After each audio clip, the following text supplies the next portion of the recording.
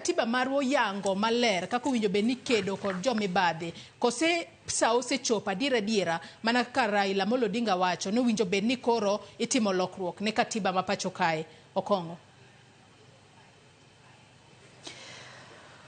Adwa na wach ni pach jakom Raila Amolo Odinga nyalo pogore gi joma moko.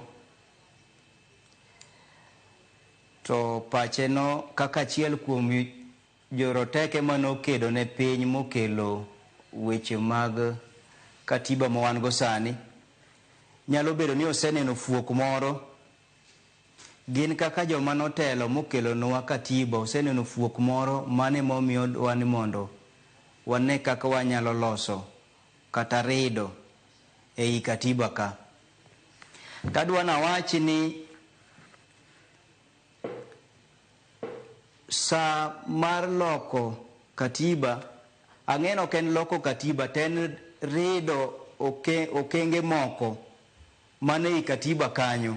Achiel kuomgi en kar mibadhi ni rido mondo koyud achiel kuom kata mana jotelo matiyo gi pes sirikal marach kata pes wananchi marach tinyalo kaw ni hatua.